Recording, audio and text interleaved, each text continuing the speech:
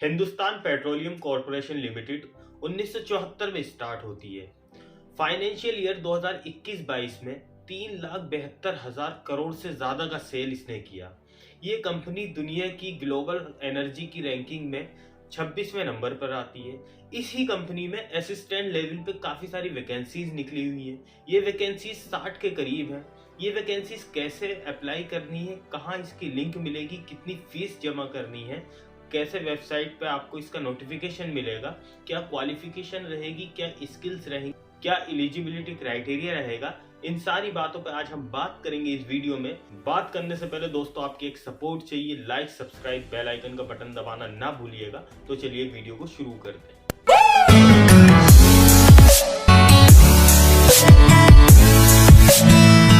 तो दोस्तों 60 इसमें टोटल वैकेंसीज निकली है। इन वैकेंसीज का जो नोटिफिकेशन है मेरे डिस्क्रिप्शन में लिंक के थ्रू भी मिल जाएगा। गूगल पे डायरेक्टली जाके इसकी ऑफिशियल वेबसाइट पे भी नोटिफिकेशन आप पढ़ सकते हैं। अभी मेरी स्क्रीन पे आपको इंटरफेस नजर आ रहा होगा।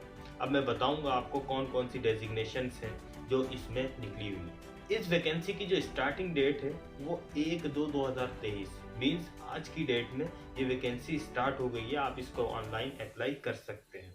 लास्ट डेट ऑफ एप्लीकेशन 25/2/2023 रहेगी इसकी।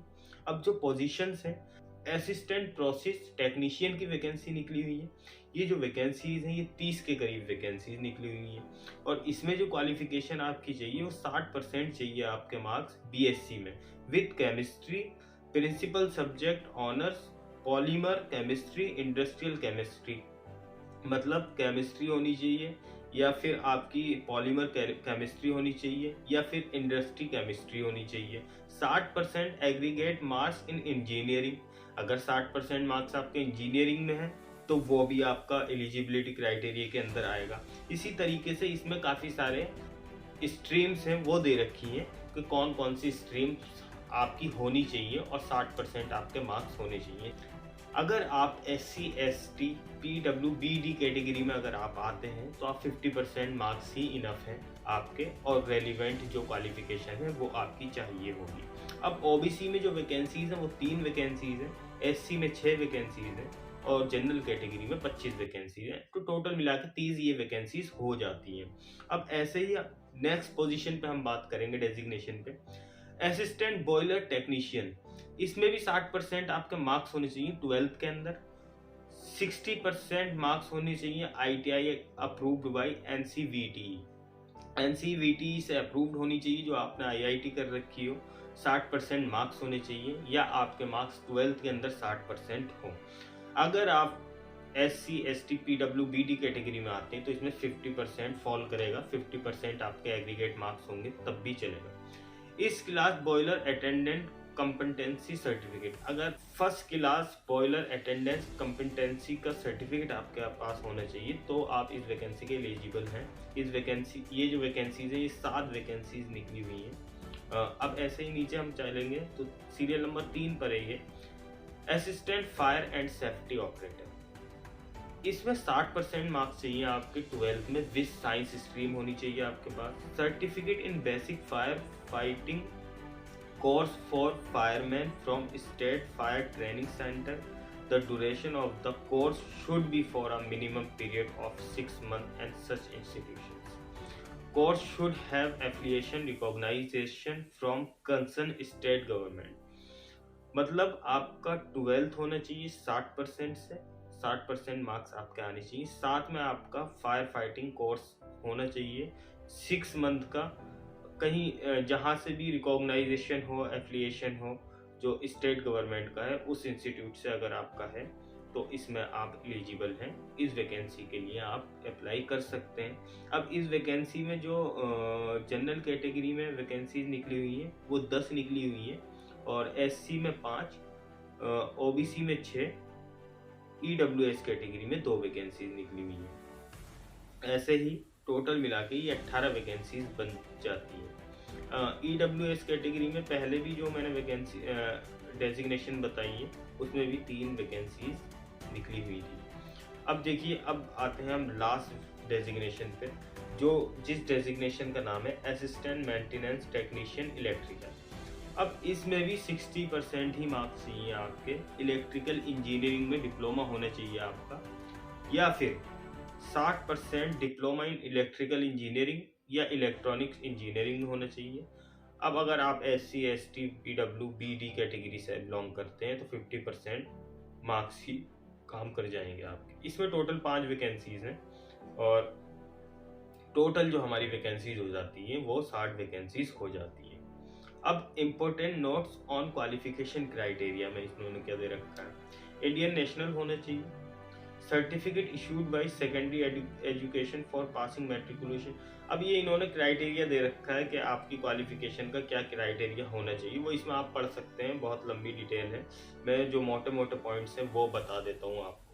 अब देखिए, broad description of duties of the ever position, जो पोजीशंस निकली हुई हैं उनकी क्या क्या रोल्स एंड रेस्पॉन्सिबिलिटीज ड्यूटीज रहेंगी वो इन्होंने मेंशन कर दी हैं। पूरी डिटेल आप पढ़ लीजिएगा क्या क्या इसमें ड्यूटीज रहेंगी। असिस्टेंट प्रोसेस टेक्नीशियन की क्या ड्यूटीज रहेंगी, असिस्टेंट बॉयलर टेक्नीशियन की क्या ड्यूटीज रहेंगी, assistant fire and safety operator की क्या वैकेंसी ड्यूटीज रहेंगी, असिस्टेंट मेंटेनेंस टेक्नीशियन की क्या ड्यूटीज रहेंगी। अब सिलेक्शन मेथोलॉजी, ये कैसे आपका सिलेक्शन होना है, ये सवाल भी ज़रूरी है।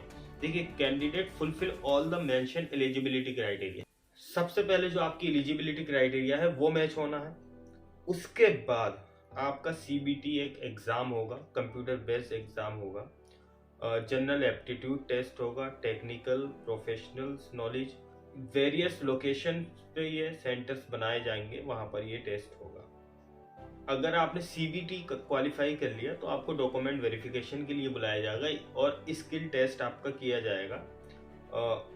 उसके बाद अगर आपका criteria as education qualification match नहीं कर दिए तो आप अलाउड नहीं होंगे स्किल टेस्ट के लिए, ये बात भी ध्यान रखिएगा। अब जनरल इंस्ट्रक्शन में आप पढ़ सकते हैं, ये सारा इन्होंने क्राइटेरिया दे रखा है। अब हम नीचे चलते हैं। नीचे जाने के बाद अप्लाई कैसे करना है, सवाल ये है सबसे बड़ा।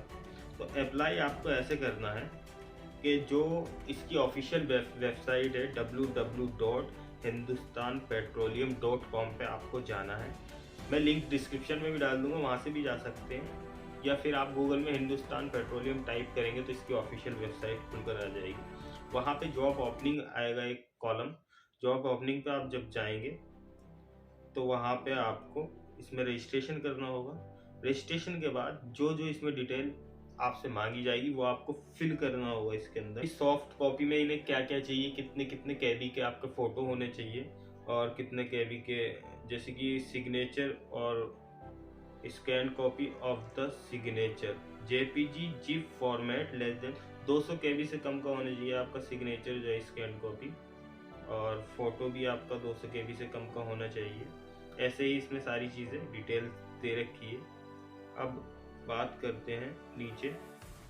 अब जो मेन पॉइंट है उस पर बात करते हैं, payment of application fee. Payment जो आपको करना है वो general, ex serviceman, OBC, NC and EWS candidate are required to pay a non refundable. ये जो अमाउंट आप पे करेंगे ये रिफंडेबल नहीं होगा। अमाउंट जो पे करना है वो 590 रुपये आपको पे करना है।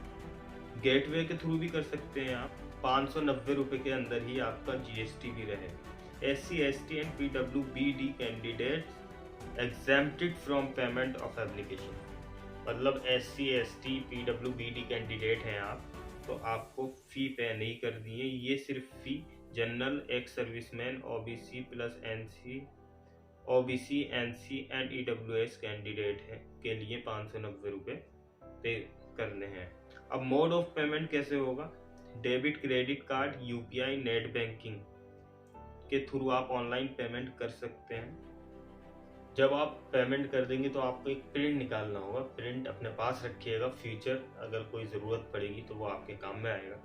तो यही वैकेंसीज हैं, जाइए अप्लाई कीजिए। स्किल्स, क्राइटेरिया, क्वालिफिकेशन, ये सारी चीज़ें मैच करनी चाहिए। अगर मैच करती हैं तो तभी अप्लाई कीजिएगा जॉब को, अदरवाइज जॉब रिजेक्शन में भी जा सकती है। तो होप दोस्तों इन्फॉर्मेशन आपको पसंद आई होगी। ऐसे ही बने रहिए, लाइक करते रहिए, सब्सक्राइब करते रहिए। फिर नेक्स्ट वीडियो के साथ मिलते हैं। Thank you very much.